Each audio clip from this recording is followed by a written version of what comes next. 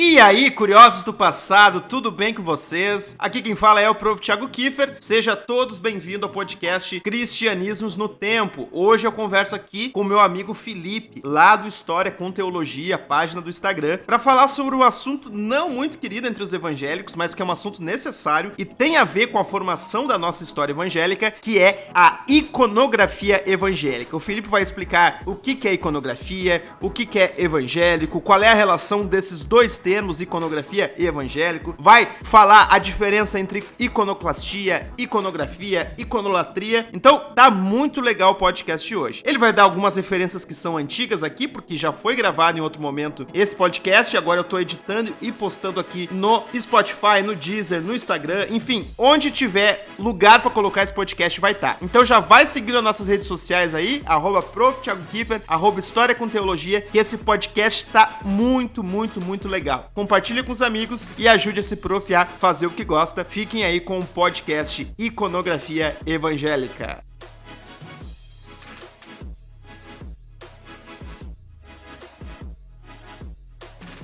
Eu já quero chegar chutando pro gol, assim, para te definir pra gente o conceito de iconografia evangélica. Existe essa iconografia evangélica? É só simplesmente uma repetição de iconografia de outros ramos do cristianismo? É uma repetição de uma iconografia secular? Como é que funciona esse conceito de iconografia evangélica? Ele existe mesmo? O que tu tem para dizer para a gente e para os que estão nos escutando? A gente está com duas palavras, né? Iconografia e evangélica. Primeiro eu vou definir uma, trazer a diferença de uma, de outra. Depois vou definir outra e trazer também um contexto histórico, que a gente vai voltar um pouquinho no tempo. Vou começar pela evangélica. O que é evangélico? Quer ser evangélico? A gente tem esse termo nos pais da igreja, a gente tem esse termo nos reformadores, a gente tem esse termo durante o protestantismo de missões e a gente tem esse termo evangelicalismo, dependendo do sociólogo, a gente tem esse termo também para definir um novo tipo de cristianismo que está nascendo. Agora, há muita confusão no conceito, né, de evangelicalismo. Alguns vão falar que a origem do evangelicalismo ela vai ter início no século XVIII, né, quando começa ali o protestantismo de missões, com pietismo, tudo mais, no século XVII, XVIII. E que o protestantismo começa a migrar para o mundo durante esse período aí. Tem outros que já vão tratar evangelicalismo, o início dele a partir do século XX, ou alguns a partir do meado do século XX. Que eu preferi mediante ao protestantismo de missões? A ideia que começa a surgir a trabalhar esse evangelicalismo a partir do pietismo, a partir do século XVIII, a partir dessa necessidade de evangelização. Certo é que durante o protestantismo a gente tem uma diferença entre um e outro. O protestantismo ele vem e forma comunidades. Ali ele instala não só uma igreja, instala escola, vem até aquele termo, uma igreja, uma escola. Ele vai instalar orfanatos, assistência para viúvas, vai criar um projeto de ação social muito grande para a comunidade que ele está servindo. Só que nesse meio tem a necessidade também da regeneração, da restauração do ser humano como indivíduo e na sua fé individual. Por isso, eu tenho a opção de trabalhar ele a partir daí. É um conceito ainda que tem que ser definido pelos sociólogos, tem vários sociólogos que divergem nisso aí, tem outros que preferem trabalhar ele a partir da metade do século XX, né? Depois da Segunda Guerra Mundial, onde vai começar aquele processo de evangelização em massa, em que os evangélicos não estão, né? Estou usando esse termo aqui, onde homens eles vão começar a transpor as barreiras denominacionais, eles vão começar a se juntarem para poder propagar o evangelho. Então, surge daí esse termo evangelicalismo para definir esse grupo, que não é uma denominação em si, é um grupo de pessoas, teólogos, né, que eles vão romper com essas barreiras denominacionais, eles não vão aceitar o fundamentalismo posto pelo protestantismo, mas também eles não querem o liberalismo teológico da teologia moderna da Europa. Então, esse grupo vai surgir nesse meado. Então, a gente pode trabalhar com essas duas possibilidades. Ou esses grupos que surgem, né, a partir do do século XVIII, ou esse grupo que surge a partir aí da metade ou do começo, fora do Brasil, ou do começo do século XX, em que a prioridade é evangelização. Então, eles não vão estar mais preocupados com instalações sociais, não vão estar mais preocupados com escolas. A importância é pregue o evangelho, alcance o máximo de vidas que puder, o máximo de almas que puderem. O segundo ponto, a segunda palavra, que na verdade é a primeira, iconografia. Iconografia significa linguagem visual. Ícone, eikon, do grego eikon, que significa ícone, imagem, e grafia, que significa linguagem. Então, a gente tem uma linguagem visual. Então, eu queria fazer até uma distinção, uma diferença aqui, se você me permite, sobre os termos, cara, sobre as derivações, né? Ótimo. Sobre iconografia, iconologia, iconolatria. O pessoal tem muito medo quando se fala de ícones, se fala a palavra ícone, se fala a palavra iconografia, né? Então, no meio evangélico, se confundem muito com o termo iconolatria, que não tem nada a ver. Latria, adoração. Então, o evangélico, ele tem aversão à iconolatria. Isso vai fazer com que eles tenham receio com os ícones. Por exemplo, eles já não trabalham com imagem de escultura. Se bem que tem igrejas orientais evangélicas, inclusive uma que o nosso amigo Ian pesquisa, que ela é de rito bizantino. Tem algumas imagens dentro delas. Tem uma outra igreja que eu vi, que eu estou confundindo aqui, tem uma outra igreja que eu vi também, que ela trabalha com esculturas, com imagens de Cristo dentro dela, né? Um Cristo glorificado, certamente. E a iconologia, que é o que a gente faz, que é o estudo dos ícones, né? Então, deixa eu ver se eu entendi até agora. Então, a iconografia é a imagem em si, né? Que está transmitindo a informação. Isso. A iconolatria é a adoração a essa imagem. Isso, e a iconologia é o estudo dessa imagem. Isso, perfeito. Então, o que seria a iconografia evangélica? Iconografia evangélica é tudo aquilo que nasce dentro desse movimento do evangelicalismo, só que eu estou abrangindo para o protestantismo também. Por quê? Porque no Brasil, a gente vai englobar protestante e evangélico no mesmo saco e botar todo mundo igual. Hoje está tendo um pouco dessa distinção, o pessoal combatendo aí, não, eu sou protestante, não sou evangélico. Mas, né, desde o início, todo mundo, digamos assim, com todo o respeito, né, quero falar um termo popular, é todo mundo farinha do mesmo saco. E o que é o evangélico aqui no Brasil? São todos aqueles que não são católicos. Então, todos aqueles que não são católicos são evangélicos. O que é a iconografia evangélica? São todas essas imagens, são todas essas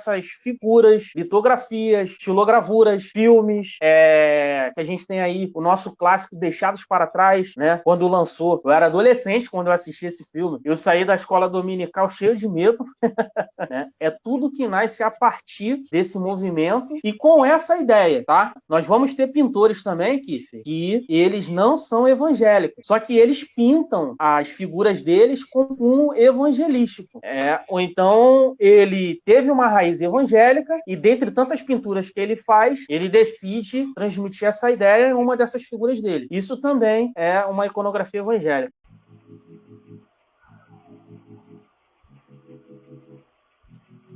E aí eu te pergunto, Felipe, eu tenho uma pergunta aqui sobre como tu te interessou pro tema, eu vou deixar mais pro final essa. Existe alguma polêmica envolvendo esse tema? Porque tu falou que o tema já é polêmico, né? Mas por que ele é polêmico? Por que os evangélicos talvez não precisam refletir um pouco mais, mastigar um pouquinho mais para depois conseguir se alimentar do tema? Porque há problemas quando se fala, há desconfiança quando se fala em iconografia evangélica. As pessoas se assustam quando falam em iconografia evangélica por ser uma novidade ou por ser um absurdo que o Felipe está falando.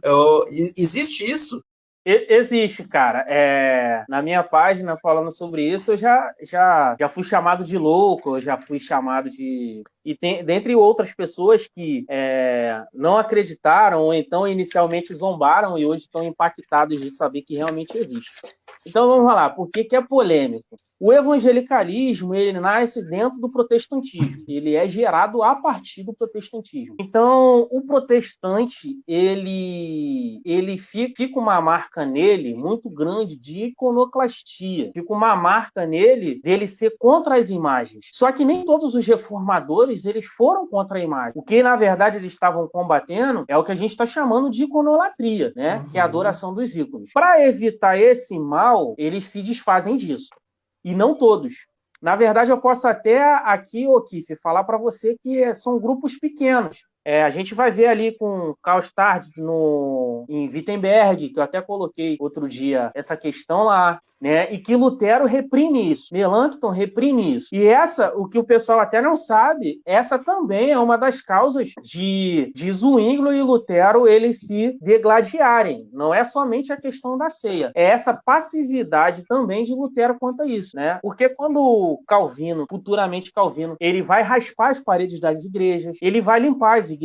E a ideia teológica que vem para o Brasil é essa ideia, porque essa ideia que vai para os Estados Unidos, a partir dos puritanos, se limpando de tudo, e nesse se limpando de tudo, eles se limpam também dessa iconografia, eles se limpam dessa ideia, e é isso que vem para o Brasil. Só que aí é onde entra o X da questão aqui. Por que eu falo que os protestantes e evangélicos, eles nunca foram 100% iconoclastas? Porque parte da população era analfabeta e você precisava evangelizar eles. E como é que você evangelizava eles? Como é que a gente evangeliza uma criança? Como é que a gente ensina uma criança? Eu tenho um filho. Então eu ensino uma criança a partir da figura bíblica. Eu pego Bíblias com figuras e ali eu vou contando as histórias da Bíblia. Ali eu vou mostrando Jesus. Então eles têm uma ideia no seu imaginário, na sua mente, seu imaginário, de como mais ou menos Jesus é. Lógico que eu trago uma ideia de uma imagem de um Cristo, né, europeu, um Cristo de olhos azuis, brancos, essas coisas todas.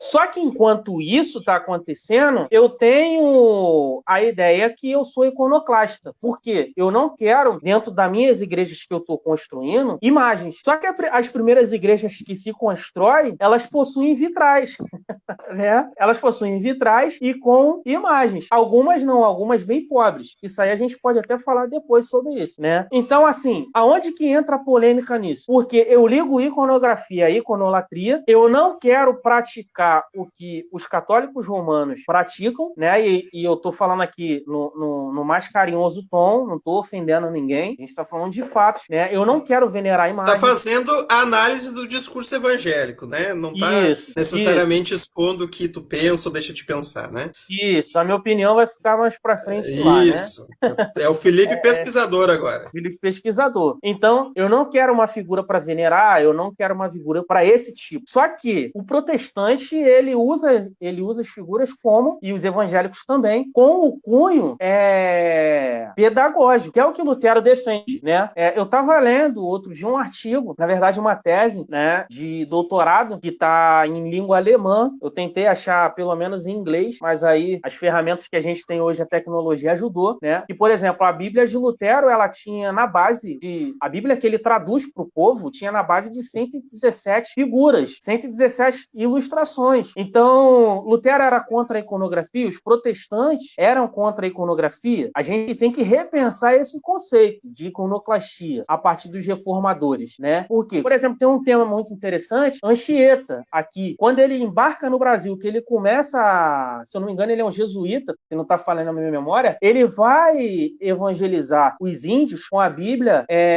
Ele é católico, romano, né? Mas é interessante isso, que ele vai evangelizar os nativos, os índios que aqui habitavam, a partir de uma Bíblia com ilustrações. Então você está chegando no Brasil, onde tem muitos analfabetos. Protestante chega no Brasil, onde tem muitos analfabetos, onde ainda na década de 70, 70% da população é analfabeta. Como é que você vai ensinar a Bíblia? A partir de uma leitura, né? Então eu tenho que ensinar a partir de quê? De ilustrações, a partir de iconografia. Então a polêmica está nisso aí. Eu uso iconografia, os evangélicos, os protestantes, eles usam iconografia o tempo todo, só que eles se denominam iconoclastas porque a sua igreja, o seu templo, o seu ambiente, ele está vazio de imagens, né? Então a polêmica, não sei se eu respondi a tua pergunta, perfeito. A polêmica surge a partir daí, do momento que eu acho que eu sou iconoclasta e na verdade não sou.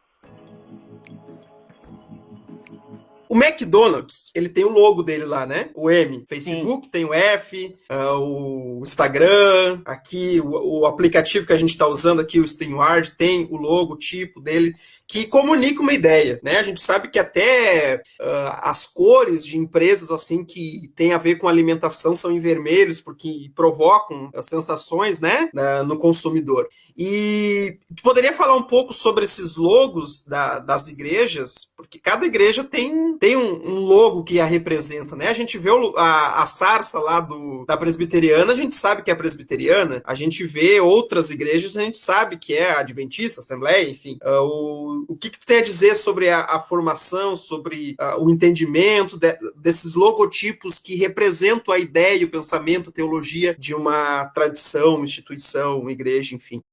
Eles não chamam aquilo dali de iconografia, eles chamam de identidade visual. Só que a identidade visual, ela está dentro da iconologia, ela está dentro da iconografia, tá? Então, as igrejas, esse é um dos motivos da gente afirmar que as igrejas, elas são iconófilas, elas são de acordo com os ícones, e elas geram ícones, tá? Tanto protestantes quanto evangélicas. Então, eu trago uma identidade visual, aí já entra uma ideia de mercado, já entra uma ideia de comércio, né? Já entra uma explosão comercial. Eu entro com essa logo porque essa logo tem que me identificar. E essa logo, ela vai trazer representações do divino, a maioria delas. Porque você está se tratando de igreja. Quando você se trata de igreja, você está tratando do relacionamento que aquele ambiente ali, que aquele espaço sagrado ali vai te trazer com Deus, tá? Então, a identidade visual da igreja é o primeiro impacto e é o primeiro momento que a gente tem, que a gente sabe qual a missão da igreja, o que ela representa e o que ela tem a transmitir, né? Por exemplo, a ideia da sarça que você tratou aí, da presbiteriana, ela teve uma alteração. Ela era uma sarça com uma pomba descendo no meio, né? Alguém vai até comentar assim, não, mas tirou a pomba para eles não serem confundidos com o iconófilo, mas deixou a sarça, porque no próprio manual deles, a sarça vai falar que é a representação de Deus, né? É o momento do fogo purificador, é o momento em que Deus ele se comunicou com o homem, lá no Monte Sinai. E é interessante que para fugir da... E é muito sutil a pombinha ali, né? Ela é muito sutil no desenho, não dá nem para perceber. E eles tiraram. E qual é o ponto interessante que os evangélicos trabalham muito? Eles trabalham com muita ideia de pomba para não ferir o primeiro mandamento. O primeiro não, né? Para não ferir um dos mandamentos que agora não lembro aqui. Que é representar a divindade. Isso.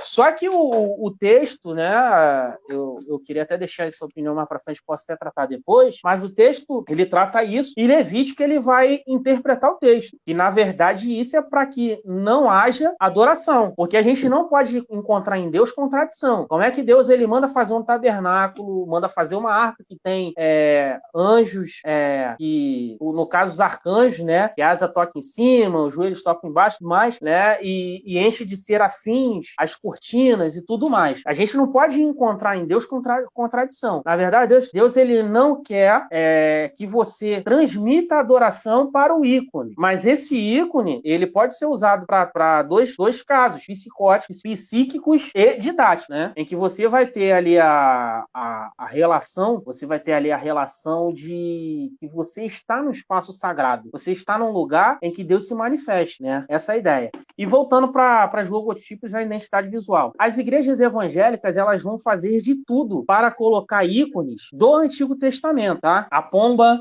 que é uma representação do Espírito Santo, então você vai ali não tem problema você, mas tem problema você transmitir a imagem de Cristo. Então, peraí, eu não transmito a imagem de Cristo, mas eu transmito a imagem do Espírito Santo por uma pomba. Então, a gente começa a ter um pouco de problema. A identidade visual das igrejas sempre vai estar ligado nesse patamar aí, tá? Por exemplo, a da Advec, que é a Assembleia de Deus, Vitória em Cristo. Tem um fogo, tem a Bíblia embaixo, ou seja, o fogo, a Bíblia, ela despede labaredas de fogo, despede fogo, né? Provando e mostrando que ela é uma igreja bíblica, e isso é importante notar porque a gente vai ver os reformados combatendo os pentecostais dizendo que eles não são bíblicos, então você vai ver já na identidade visual uma apologia dizendo para os reformados e para quem combate os pentecostais dizendo, olha só, nós somos bíblicos sim, nós temos nosso ethos aí, o sola escritura sim, né? Por exemplo, tem uma igreja em frente à minha casa em que a logo deles é uma Bíblia, uma pessoa caída na Bíblia e uma pessoa em pé levantando essa pessoa. Então você vai ver já na identidade visual de muitas Assembleias de Deus já essa ligação com a Bíblia, fazendo essa apologia. Olha só, eu também sou sola escritura. E é muito interessante isso. Mas dizendo, né, que é sola escritura, mas com o fogo do Espírito Santo. Não é simplesmente a letra, digamos assim, né? Não é somente a letra. Não é Nem somente a letra. o fogo do Espírito ali. É uma coisa que depois é interessante, você falou, pô, a gente pode rastrear isso aí, não vou dizer uma febre, né? Não tô vendo a palavra certa aqui, vou usar febre, mas no termo respeitoso, né? Essa moda, né, de você tratar o Espírito Santo como uma pessoa comum e não como parte da divindade. Exatamente. Né? Não Enquanto como Deus, eu né? tenho, não como Deus. Eu tenho medo de retratar um Cristo que é Deus, que encarnou. Eu tenho essa dificuldade, mas eu não tenho essa dificuldade de representar o Espírito Santo por um animal. Só que a gente está falando de uma divindade também. A gente está falando de um Deus também, né? A gente está falando de um Deus triuno. Então, o que você colocou é interessante, porque eu, evangélico, eu tenho aversão a tudo que é católico romano. E quem representa fortemente a imagem de Cristo? Os católicos romanos. Estamos falando de Brasil, estamos falando dos Estados Unidos também, né? A parte ocidental da Europa. Eu tenho aversão a tudo que é católico romano. Quem representa muito Cristo? Os católicos romanos. Então, os evangélicos, com esse medo, eles dão ênfase no Espírito Santo. Eles não querem representar Deus pelo medo da quebra do primeiro mandamento, de um dos 10 mandamentos, perdão. Eles não querem representar Cristo porque eles não querem se parecer com os católicos e eles querem dar ênfase à representação do Espírito Santo. Isso é algo também. E aonde eles já dão essa ênfase aí? Já nas suas identidades visuais, já nas suas logos. E aonde aparece nas Assembleias de Deus, que é algo que eu estou rastreando aí, o Rafa até me mandou um artigo dele, que eu vou ler, aonde que aparece essa apologia em um pouco que eu já consegui rastrear, da Bíblia, dos assembleanos deixar bem forte a Bíblia em suas identidades visuais. No caso, a gente pode até generalizar e os pentecostais de primeira e segunda onda, tá? Daquela onda lá de Fristons, mas já está na 10ª onda aí, mas vamos trabalhar com essa ideia. Claro. Né? Aparece muito forte quando os reformados, há 20 anos atrás, há 18 anos atrás, eles começam a combater e denegrir os pentecostais e chamar os pentecostais de não cristãos, né? De que aquilo ali não é cristianismo, de que eles não seguem em nada a palavra de Deus. Então, nas suas identidades visuais já da Assembleia de Deus, né, já fica aí um adendo aí para você que está pesquisando o pentecostalismo, não sei se você já chegou nessa parte, que eles deixam muito forte e evidente que eles creem sim na palavra de Deus, e que a palavra de Deus e que a Bíblia é a base, né, do seu ethos, que é a base da sua forma de pensar. E terminando aqui a identidade visual da ADVEC, ela tem um globo, ou seja, que eles são uma igreja que a missão deles é levar a palavra de Deus, a Bíblia, a mensagem evangélica para todo o mundo, e que essa mensagem é carregada com fogo do Espírito Santo, purificador e tudo mais.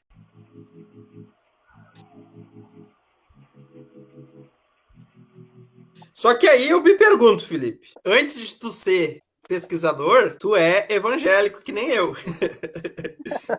Rato de igreja, que nem dizem, né? E aí, tua mente está formada nesse pensamento que acha que é iconoclasta, né? Tu te criou no movimento evangélico. Como é que tu chega na conclusão de que deve pesquisar o tema, de que deve avançar um pouquinho mais, né? Além, claro, de ter escolhido fazer história e tudo mais, mas como é que tu chega no tema iconografia evangélica para teu trabalho de conclusão, e creio que vai ser um mestrado e doutorado, capacidade tem para até pós-doutorado. Como é que tu chegou nesse tema de pesquisa? Cara, eu sempre fui fissurado por figuras, tá? Eu sempre gostei de figuras, né? Sempre gostei de ver fotos, essas coisas assim.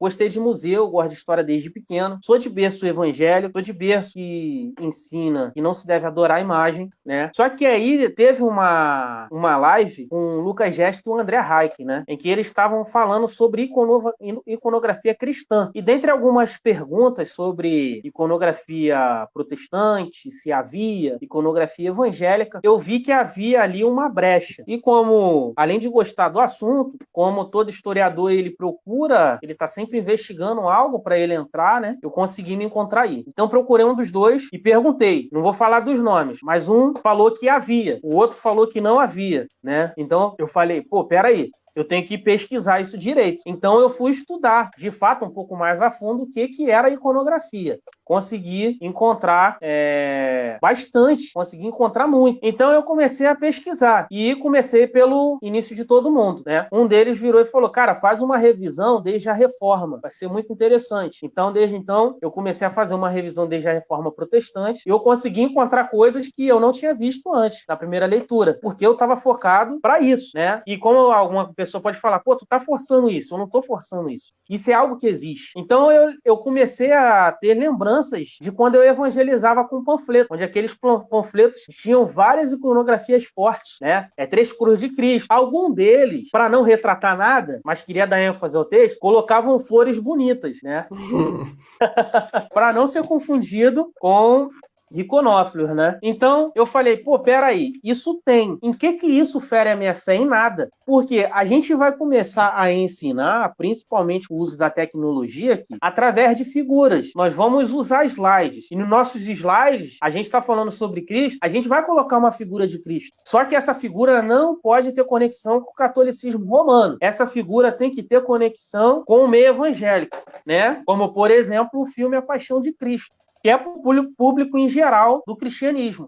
Mas aquele dali pode, o outro não pode. Posso ter um protótipo da Arca da Aliança, que é um objeto judaico, de uma religião judaica, que não tem nada a ver com o cristianismo, embora o cristianismo tenha nascido de lá, ele toma suas proporções e seus caminhos diferentes. Eu posso ter um candelabro, mas eu não posso ter um presépio no Natal porque é coisa de católico. Porque ali é um momento em que eu vou estar ensinando para o meu filho como foi o nascimento de Cristo. É o momento em que eu vou estar ensinando para as pessoas não cristãs como foi o nascimento de Cristo. Eu comecei a pensar nessas coisas, cara. Por que eu não posso ter uma figura de Cristo bater na porta, na entrada da minha casa? Em que quando uma pessoa chegar na minha casa e ela se deparar com aquela imagem, com aquela figura, ela ter noção de que Cristo está batendo na porta do coração dela. Mas qual é a mensagem que o candelabro passa para um não cristão? No meu ponto, nenhuma. A não ser que eu explique. Mas Cristo batendo na porta de uma casa é bem claro, cara. É uma mensagem simples e profunda. Porque, olha só, Cristo está batendo na porta do seu coração, está batendo na porta do meu coração. Então, assim, eu comecei a pesar isso, tá? Eu não estou aqui defendendo, nem falando pro evangélico encher a casa dele de imagem sacra, de imagem da Idade Média, ou evangélico, ou o que seja. O que eu estou falando pro cristão é que ele deve repensar o uso das imagens. Em que sentido? Se eu posso dançar, se eu posso cantar, se eu posso tocar, que é um tipo de arte, por que não posso ter imagem? Para transformar, né? Se eu posso ter teatro dentro da igreja, por que eu não posso ter uma imagem didática, uma imagem ilustrativa, transformando aquele ambiente? Não é a imagem que torna o ambiente no espaço sagrado, como a gente tem falado no nosso grupo do Eliade aí, mas é a sensação de espaço sagrado que eu tenho, porque é uma outra coisa que eu venho pensando também, que quando eu retiro essas imagens, eu retiro também a reverência que se deveria ter no tempo. A reverência que deveríamos ter na coletividade, entendeu? Então, assim, e o Felipe Evangélico, como ele tá lidando com essas situações? Cara, eu tô me dando muito bem, porque ao invés de combater, ao invés de ser iconoclasta, eu tô provando que o evangélico ele faz, ele produz e ele gosta de iconografia. Porque quando você abre um jornal, qualquer coisa que você vai ver primeiro é a imagem. Depois da imagem você vai pro título. Depois do título você vai pro texto. Se a imagem é ruim, o título pior ainda, você não vai pro texto. Então, quando você usa a imagem, você não está substituindo a autoridade das escrituras. E pelo contrário, você está reafirmando ela. Por quê? Qual a imagem de Jesus Cristo que o cristão tem na sua mente sobre Cristo? É a imagem do Cristo reproduzido pela Igreja Católica Romana. Então, quando o pregador fala assim, Jesus Jesus Cristo, ele tá tocando no teu coração. Quando ele falava isso há 30 anos atrás, quando ele falava isso, não vou nem botar 30, né? Que 30 anos atrás a gente já tem iconografia evangélica rolando, principalmente sobre Cristo. Desde a década de 30, 40 do século 20, né? Até onde eu consegui rastrear, a gente já tem imagens de Cristo, de um Jesus Cristo reproduzido feito por evangélicos. Então, mas no Brasil, qual é a imagem que a gente tem? É a imagem do Jesus Cristo que a Igreja Católica reproduziu, e não a que ela reproduziu. Até as imagens evangélicas, que os traços iconográficos, os traços, as linhas, as curvas, né, da iconografia, vai ser uma reprodução ou repetição, ainda que em movimentos diferentes, gestos diferentes, vai ser uma reprodução do Jesus Cristo que foi reproduzido dentro da Igreja Católica Romana e é transportado para a Igreja Evangélica. Então, cara, assim, é muito interessante. Eu estou me dando bem com isso, não fere a minha teologia, o meu modo teológico de pensar, continuo defendendo que imagem ela não deve ser venerada nem adorada. Agora, que a idolatria, assim, ninguém combate nada à toa. E esse é o perigo. E esse é o perigo que está entrando em muitas igrejas evangélicas. Porque elas não estão idolatrando a imagem de Jesus Cristo crucificado, mas elas estão sacralizando e adorando a Arca da Aliança, por exemplo. Então, só vou obter vitória se eu tocar na Arca da Aliança, que é um protótipo daquela que existia no Antigo Testamento e nem igual é.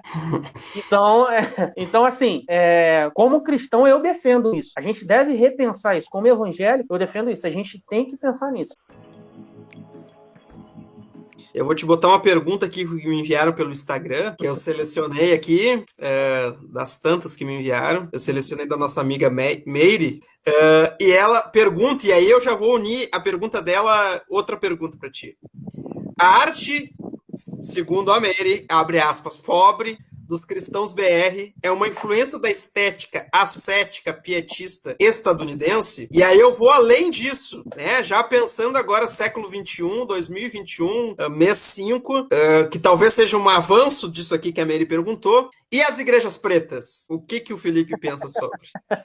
Aí é contigo. Então, respondendo a pergunta da Meire, né? Assim como eu tenho respondido, tem muitas pessoas que aparecendo e falando assim: a arte evangélica ela é muito pobre, a arte evangélica ela é ridícula, né? Olha só, a gente precisa entender que esse movimento, sendo ele nascido no século XVIII ou sendo ele nascido no século XX, como alguns sociólogos colocam, a gente está numa era contemporânea, a gente está numa era em que a arte já foi transformada, a arte se transformou, né?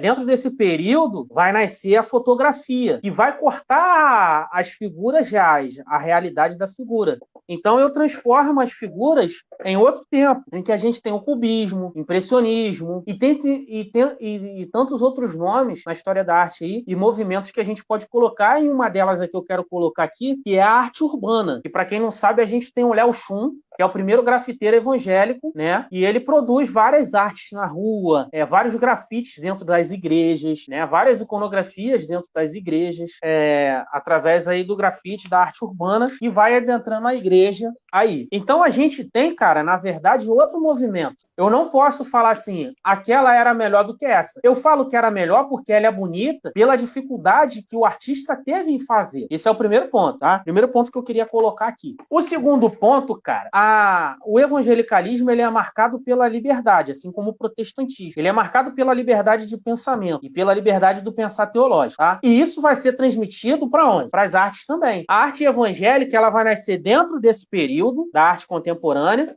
e também a gente tem esse período em que a arte vai nascer assim que eu estava falando. Então a gente tem uma comparação muito grande com a arte barroca, né, com a arquitetura gótica e tudo mais. A gente tem muita comparação com isso.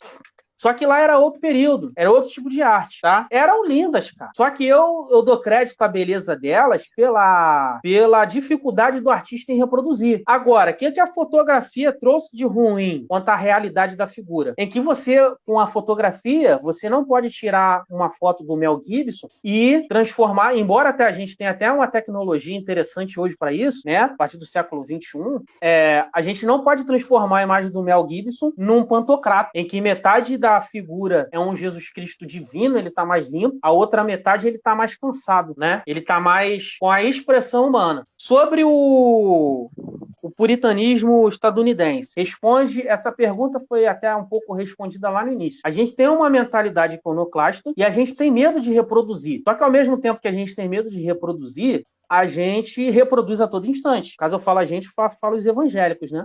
Então, por que ela é um pouco pobre, cara? Ela não está ligada somente ao puritanismo. Ela está ligada ao momento em que a arte está vivendo. Porque eu postei no meu story outro dia aí a imagem do Jesus Cristo batendo na porta e aquela figura tem toda uma leitura iconográfica. E é profunda. Só que ela vive um momento teológico. Que a arte ela vai ser reproduzida e ela vai viver um momento em que a teologia, então falo de arte evangélica, tá? Iconografia evangélica, em que ela vai viver e ser reproduzida de acordo com o momento teológico que ela vive. Por exemplo, durante a explosão dispensacionalista, da ideia dispensacionalista, eu vou ter aquela figura do mundo lá embaixo, com vários anjos formados, né, em cima das nuvens olhando para o mundo.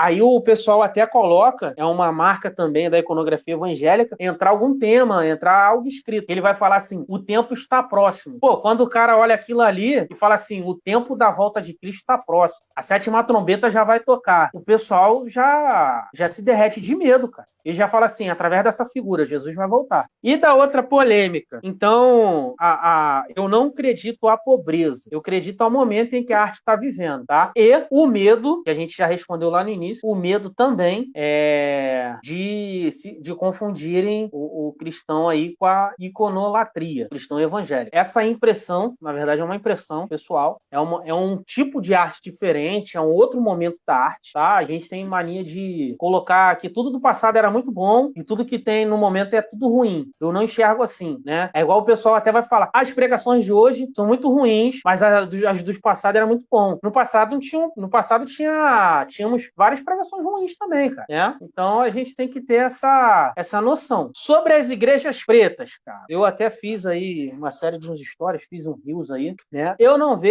tenho problema nenhum com isso, tá?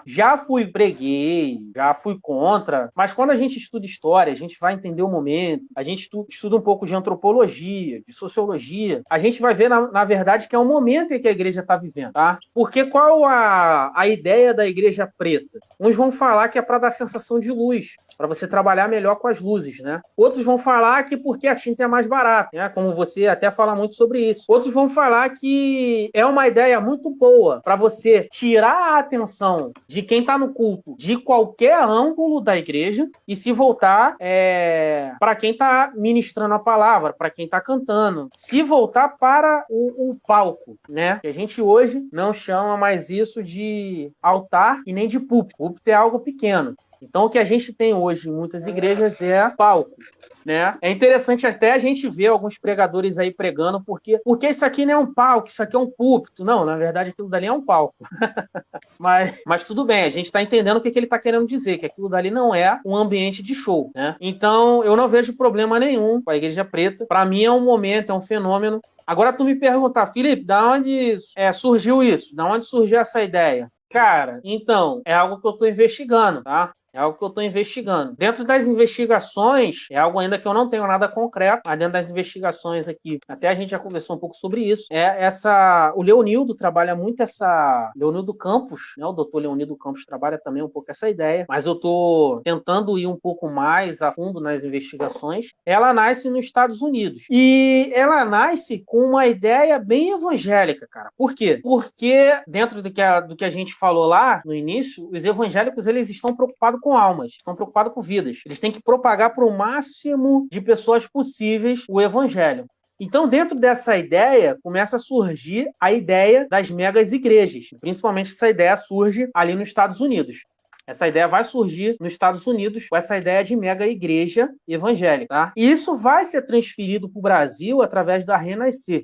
A ideia da Igreja Preta, eu estou investigando também, ela nasce entre duas editoras musicais, que uma pode ser, que também uma igreja parece-me, a Vineyard, E a outra eu esqueci o nome aqui. Depois eu boto nos comentários aí, que eu esqueci aqui. Então essa ideia surge de lá. Com essa ideia de que a igreja protestante, o espaço-lugar sou eu, e eu preciso alcançar o máximo de número de pessoas possíveis, se eu me reunir em qualquer lugar, eu transformo aquilo dali em uma igreja. Os cinemas, no final do século XX, os cinemas de rua começaram a falir, porque esses cinemas começaram a ser transportados para dentro do shopping, em que você tinha ali a função dupla, né? Você saía do cinema e ia lanchar. Os cinemas de rua começaram a falir. Essas igrejas, principalmente neopentecostais, elas começam a invadir esses cinemas. Só que inicialmente elas não têm, cara, cinemas, e falo aqui também teatros. Os teatros de ruas começaram a falir, né? Até porque a televisão começa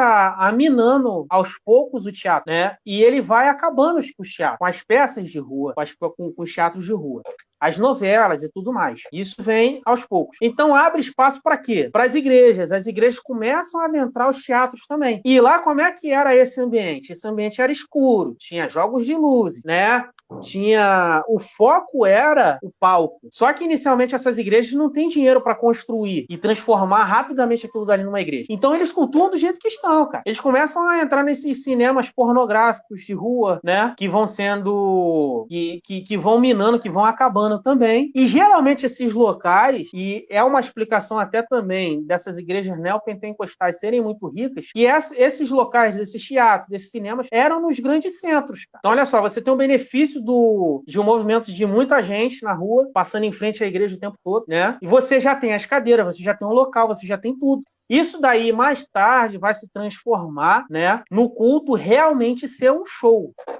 Então as igrejas copiam essa ideia. Primeiro eles invadem esses lugares, eles mantêm essas ideias e essas ideias são reproduzidas por outras igrejas. Como a gente vai ver a Lagoinha. Tu pegar um DVD de música da Lagoinha da década de 90 e tu pegar um DVD da igreja Lagoinha, inclusive eu tenho um material de uma entrevista, né, do André Valadão, ele falando que ele aproveitou uma oportunidade do pai dele para viajar, o pai dele viajou e escureceu a igreja.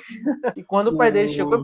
Então, eu tenho isso aí, isso é um material importantíssimo para mim. Essa entrevista foi ao jornal, que agora eu não lembro, se quiser também, depois eu deixo o link aí, pessoal, não sei se foi pro Veja, pra revista Veja, mas tem lá a fala deles, tem fala do Estevão e da Sônia também a respeito disso da Renascer. Então, o lance das igrejas pretas, a origem dela, né, o início de tudo para mim, e eu, pelo que eu estou investigando, ela começa aí, tá? Nesses ambientes. É por isso que a gente vai ter aquele famoso na década de 90, principalmente no finalzinho mesmo do século XX, que ele canta Rio, né? Aqueles mega shows que vão ser transportados para a rua e depois vão entrar nas casas de shows. Quanto às acústicas, porque a arquitetura dela é assim, é mais fechada? Porque a gente está trabalhando com jogo de luz, a gente está trabalhando com aparelhagem de som de última geração, em que você não precisa mais gritar no microfone, embora a gente grite, né? Embora a gente grite no microfone, mas você não precisa gritar, porque você tem uma aparelhagem de som.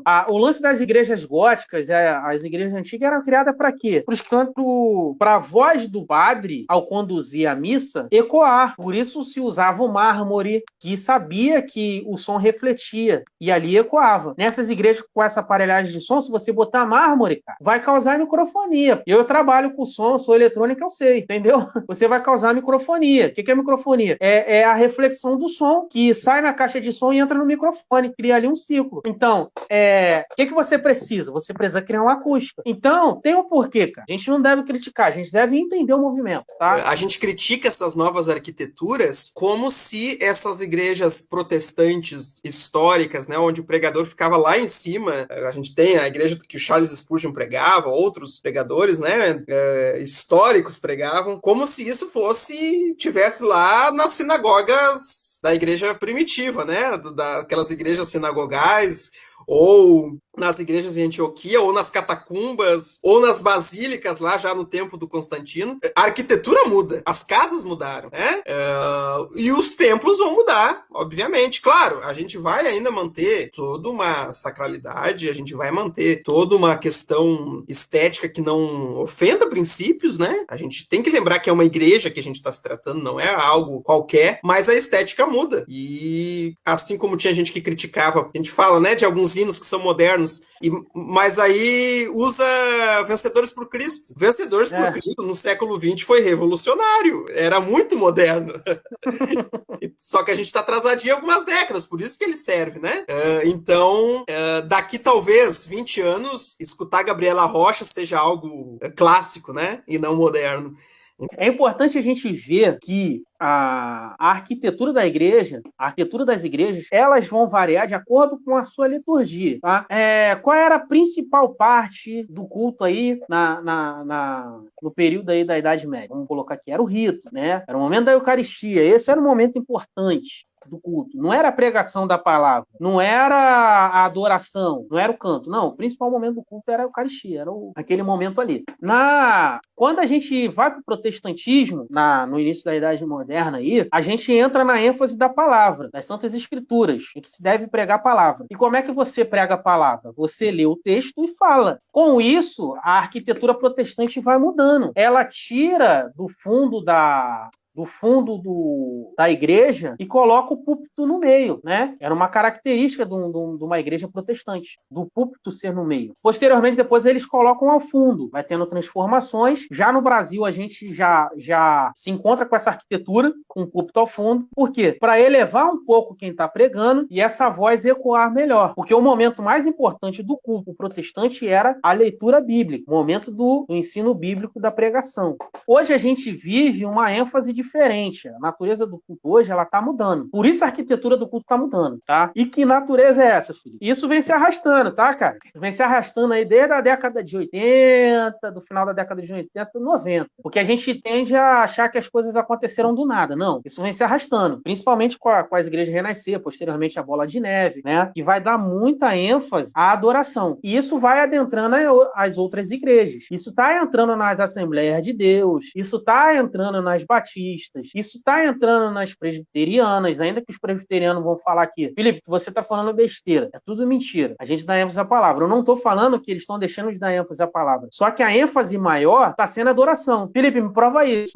As igrejas passam 1h30 cantando e 30 minutos ou 15 pregando, enquanto se era o contrário, se passava 10 minutos cantando e 1 hora pregando, numa liturgia protestante. Então a gente está vendo que a natureza do culto está mudando. Então a arquitetura vai mudar, e ela vai vir de acordo com. Por que ela vai vir desse jeito? Ela vai precisar, cara, que você coloque um teto acústico, porque o som ele não pode refletir. Você vai precisar uma espuma na parede para fazer acústica. Você vai precisar colocar a parede preta, porque a luz branca ela reflete, e a preta ela faz o efeito contrário, ela vai fazer o efeito refratário, né? Então, assim, tem todo esse sistema, cara, que vai entrar de acordo com a liturgia. A arquitetura ela vai mudar de acordo com a liturgia, daqui a 100, 200 anos, ou até 50 anos, porque no que o pessoal está chamando aí de pós-modernidade, tudo é um multiplicador, né? Tudo acontece muito rápido, é tudo numa velocidade imensa. Então, possa ser que daqui a 10 anos a Igreja Preta esteja obsoleta.